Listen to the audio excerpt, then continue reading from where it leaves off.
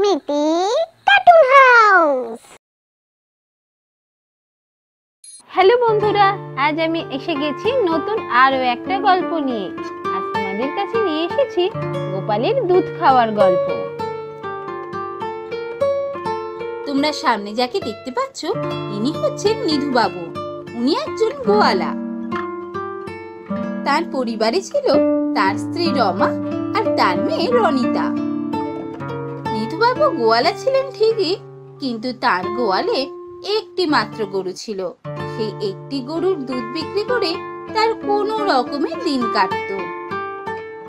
ওদিকে মেয়ে বড় হয়ে যাওয়ায় তার বিয়ে নিয়েও খুবই চিন্তিত নিধু গোয়ালা। শুনছো? কোথায় গেলে গো? এদিকে এসো। কি হলোটা কি? এত চেঁচামেচি করছো কেন? বলো কি হয়েছে? শোনো, একটা সুখবর আছে। রনিতার জন্য একটা ভালো পাত্রের সন্ধান পেয়েছি। তাই? তা সে কোথায় থাকে গো? তার নাম কি? কি করে? ছেলে পাশের গ্রামেই থাকে। ও চাষ করে, কিন্তু ওদের অনেক জমি জমা। চাষ থেকে বেশ ভালো রোজগার হয়, কিন্তু কি হলো? আবার কিন্তু বলে এভাবে থেমে গেলে কেন? কি হয়েছে?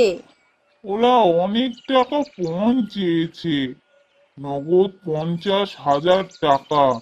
তারপর তো সোনার গয়না, খাট, বিছানা, আলমারি তো আছেই। হ্যাঁ গো, সে কি 50,000 টাকা? অত টাকা কোথা থেকে জোগাড় হবে গো? ভাবছি মহাজনের কাছ থেকে ধার করব। মহাজনের কাছে যে ধার করবে, সদ্যা করবে কি করে? এই তো মাত্র একখানা গরু, তার ওইটুকু দুধ। ওই দুধ বিক্রি করে আমাদের সংসারই চলে না ঠিকঠাক, আবার টাকা শোধ করতে গেলে তো হয়েই গেল। শোনো, ওসব কথা পরে ভাববো।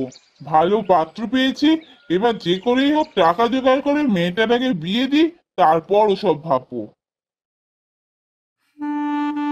মহাজনের কাছ থেকে চড়া সুদে মোটা টাকা ধার নিয়ে নিধু গোয়ালা নিজের মেয়ের বিয়ে দিল।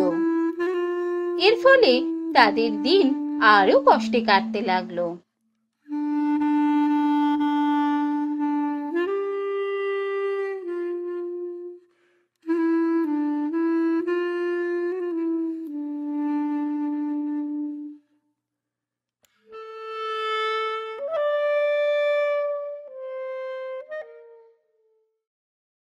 আরে সমুনা, কোথায় যাচ্ছ?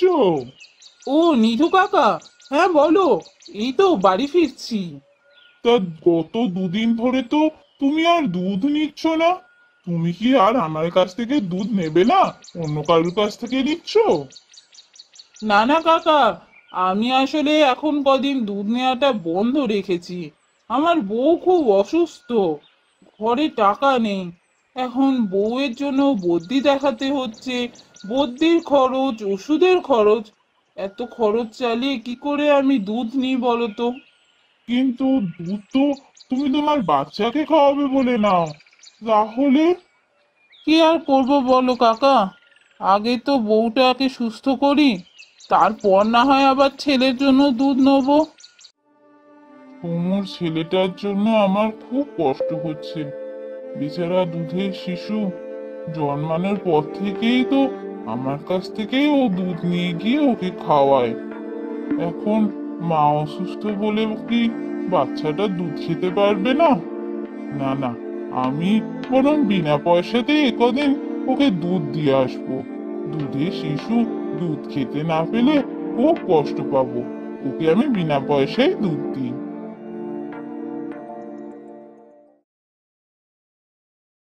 এরপর বেশ কয়েকটা দিন কেটে গেল।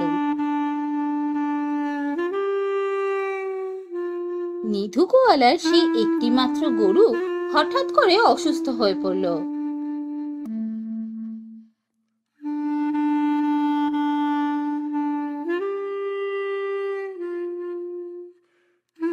এ কি গো, তুমি এক্ষুনি চলে এলে, দুধ নিলে না? গরুটা আজকে দুধ দিল না, মনে হচ্ছে গরুটা খুব অসুস্থ। সে কি গো, দুধ দিল না? কি হবে তাহলে এখন? দুধ বিক্রি করবে কি করে? আজ আর দুধ বিক্রি করা হবে না, দেখি কাল কি হয়।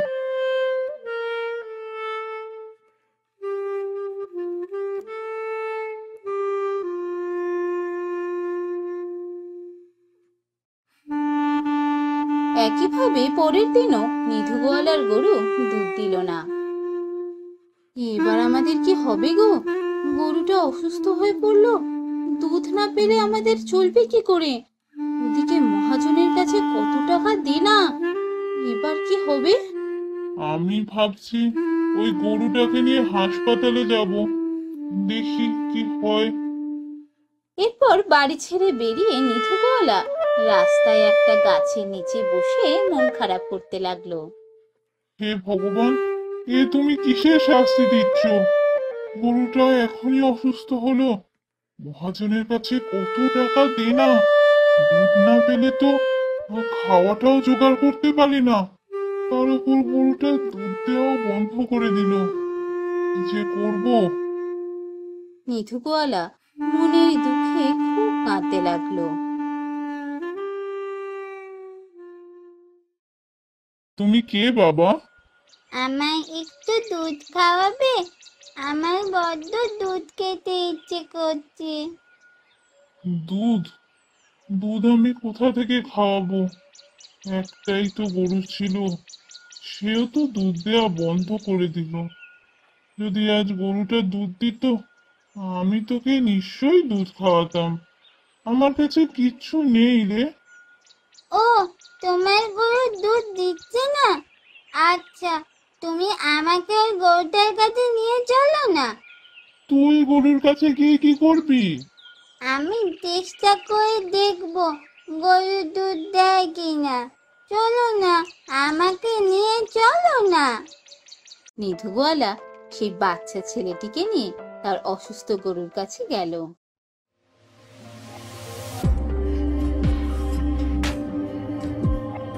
এসব কি দেখছি? গরুটা উঠে দাঁড়ালো, গরুটাকে দেখে তো মনে হচ্ছে একদম সুস্থ হয়ে গেছে। এসব কি হচ্ছে? ও এত দুধ কোথা থেকে এলো? ও তো দেখছি দুধ খাচ্ছে।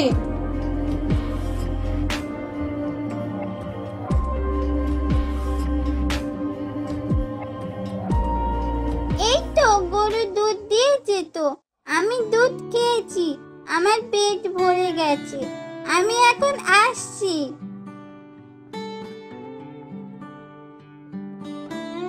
বাচ্চা ছেলেটি চলে যাওয়ার পর নিধু গোয়ালা আর তার স্ত্রী লক্ষ্য করলো ছেলেটির পায়ের চিহ্নগুলো সোনার হয়ে গেছে। তার মানে স্বয়ং গোপাল ঠাকুর এসে আমাদের গরুর কাছ থেকে দুধ খেয়ে গেলেন। তোরা খুবই দয়ালু, তাই আমি তোদের কাছে গিয়েছিলাম। আমার আশীর্বাদে তোদের জীবনে আর কোনোদিনও কোনো কষ্ট আসবে না। এরপর গোপাল ঠাকুরের আশীর্বাদে নিধু গোয়ালার সেই একটি মাত্র গরু এত দুধ দিত যে সেই দুধ বিক্রি করে নিধু গোয়ালা মহাজনের সমস্ত ধার শোধ করলই, নিজেও একটা ভালো বাড়ি তৈরি করে সুখে শান্তিতে দিন কাটাতে লাগলো।